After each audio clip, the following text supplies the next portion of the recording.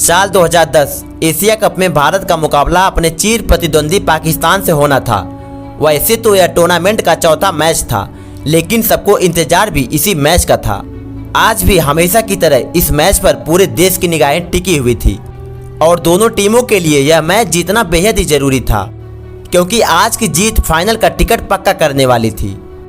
लेकिन पाकिस्तान टीम ने बीच मैच में कुछ ऐसी हरकत करी जिसके बाद भारत के लिए फाइनल में पहुंचने से कहीं ज़्यादा जरूरी पाकिस्तान को यह मैच हरा उसका घमंड तोड़ना जरूरी हो गया।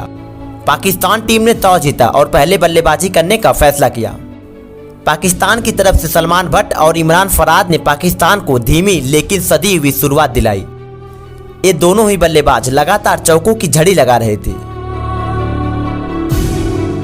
लेकिन फिर भी भारतीय गेंदबाजों ने उन्हें बांध कर रखा था। और इस पारी के 17वें ओवर की तीसरी बॉल पर हरभजन सिंह ने इमरान फराद को सहवाग के हाथों कैच करा पाकिस्तान को पहला झटका दे दिया। इमरान फराद मानो भारत को मैच जिताने के लिए बल्लेबाजी कर रहे थे, क्योंकि 46 गेंदों पर मात्र 25 रन बनाए थे। लेकिन अभी भी सलमान भट्ट चौके पर चौके लगाए जा रहे थे और 20वें ओवर में अपनी 50 पूरा कर लिया। और उन्हीं के साथ शोएब मलिक उनका खूब साथ निभा रहे थे। अब 28.5 ओवर में पाकिस्तान 144 रन बना दिया था और मात्र एक विकेट ही गंवाया था। अब यहां से पाकिस्तान टीम 300 के पार जाती दिखाई दे रही थी, लेकिन उसी ओवर की आखिरी गेंद पर जहीर खान ने शोएब मलिक को बोल्ड कर दिया। शोएब ने 39 रन बनाए और अगले ही ओवर में जडेजा की शानदार थ्रो और MS धोनी के स्टंपिंग ने सलमान भट्ट को 74 के स्कोर पर पवेलियन का रास्ता दिखा दिया। 32वें ओवर की चौथी बॉल पर कोहली के असंभव से कैच ने पाकिस्तान को अमीन के रूप में एक और झटका दे दिया। लेकिन ये तूफान के आने से पहले की शांति थी, क्योंकि अब क्रीज पर शाहिद अफरीदी और उमर अकमल की जोड़ी थी। दोनों ने चौकों छक्कों की बरसात सी कर दी। ये जोड़ी और भी घातक साबित हो पाती कि जडेजा के गेंद पर अकमल धोनी को कैच थमा पवेलियन चल दिए। उमर अकमल ने 26 गेंदों पर 21 रन बनाए। अब अगले ओवर में खतरनाक दिख रहे शाहिद अफरीदी को प्रवीण कुमार ने LBW आउट कर दिया। शाहिद अफरीदी ने इस मैच में केवल 25 गेंदों पर 32 रन बना दिए थे। पाकिस्तान टीम एक वक्त 300 के पार जाती दिखाई दे रही थी, लेकिन अब 219 रनों पर 6 विकेट गंवा दिए थे। अब्दुल रजाक 3 रन बनाकर प्रवीण कुमार की गेंद पर आउट हो जाते हैं। इसके बाद कमरान अकबर ने उसी ओवर की लास्ट बॉल पर एक छक्का जड़ दिया और अगले ओवर में जहीर खान को भी एक छक्का जड़ स्कोरबोर्ड को आगे बढ़ाया। अब 47वें ओवर की दूसरी बॉल पर रन चुराने के चक्कर में मोहम्मद आमिर रन आउट हो गए। पाकिस्तान टीम का स्कोर 247 रनों पर 8 विकेट हो चुका था, लेकिन 48वें ओवर में कैमरन अकमल ने शानदार बल्लेबाजी करा। उस ओवर की पहली बॉल पर अकमल ने छक्का मार दिया, लेकिन यह बॉल नो बॉल हो गई। अब अगली गेंद फ्री हिट थी, उस पर भी कैमरन ने चौका जड़ दिया और इसी के साथ अपनी 50 भी पूरा कर लिया। लेकिन अगले ही बॉल पर अकमल प्रवीण कुमार की गेंद पर आउट हो गए। कैमरान अकमल ने 41 गेंदों पर 51 रन बनाए। इन्हीं की पारी की मदद से पाकिस्तान टीम एक सम्मानजनक स्कोर तक पहुंच सकी। अब यह अपना काम कर चुके थे और पवेलियन वापस जा रहे थे। अब 49वें ओवर की तीसरी बॉल पर अजमल ने आशीष नेहरा को कैच थमा दिया। पाकिस्तान टीम ने इस मैच में 267 रन बनाकर ऑल आउट हो गई। यह टारगेट बहुत बड़ा तो नहीं था, लेकिन भारतीय टीम के लिए इतना आसान भी नहीं होने वाला था, क्योंकि पाकिस्तान टीम के पास ऐसे ऐसे गेंदबाज थे जिनके आगे पूरी दुनिया के बल्लेबाज घुटने टेक देते थे। एक तरफ जहां शोएब अख्तर और आमिर की रफ्तार थी, तो वहीं दूसरी तरफ सईद अजमल की फिरकी भी थी, जिनको जरा भी हल्के में नहीं लिया जा सकता था। अब ऐसे हालात में भारतीय टीम बल्लेबाजी करने के लिए मैदान पर उतरती है और मैदान पर आते ही गौतम गंभीर ने अपना शानदार फॉर्म दिखाया और लगातार चौके पर चौके लगाए जा रहे थे। लेकिन भारत के सबसे विस्फोटक बल्लेबाज वीरेंद्र सहवाग का बल्ला बिल्कुल ही शांत था और 7वें ओवर की चौथी गेंद पर आमिर को एक चौका लगाया।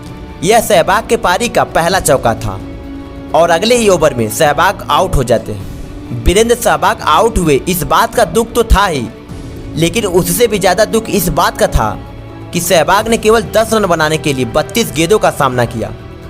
अब विराट कोहली मैदान पर आते हैं और 11वें ओवर की दूसरी बॉल पर एक शानदार चौका लगा दिया और भारत का स्कोर 50 रनों के पार पहुंचा दिया। उसके बाद गौतम गंभीर ने भी एक चौका लगाया लेकिन 17वें ओवर की चौथी गेंद पर विराट कोहली मात्र 18 रन बनाकर 82 के स्कोर पर पवेलियन चले जाते हैं। पाकिस्तान की टीम जश्न मना रही थी।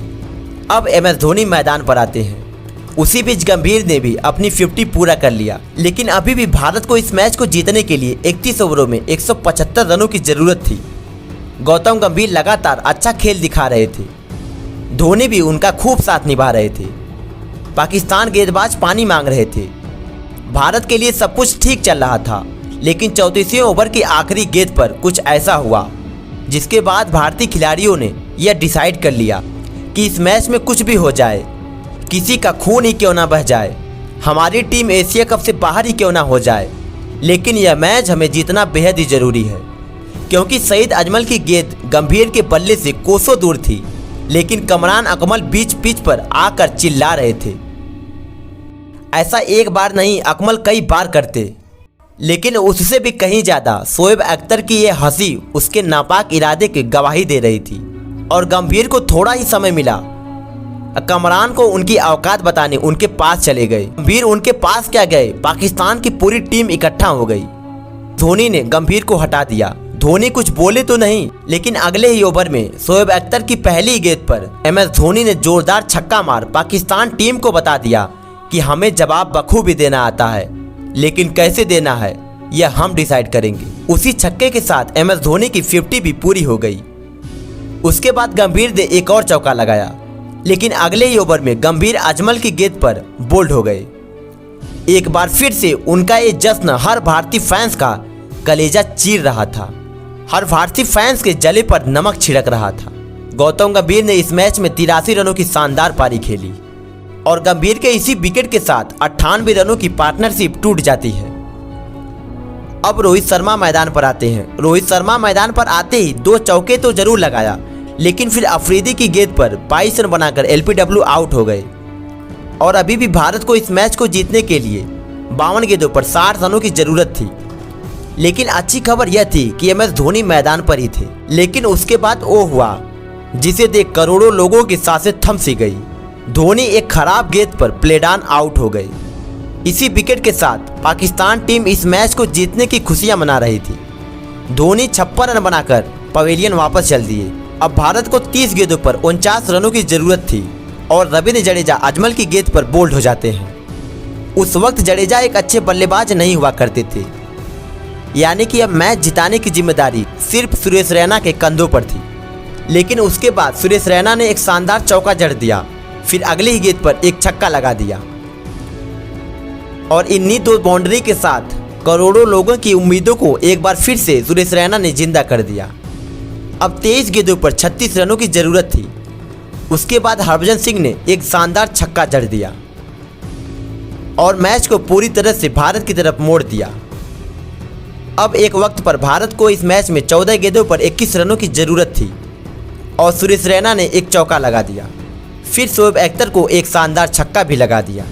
अब यह मैच पूरी तरह से भारत के पक्ष में आ चुका था।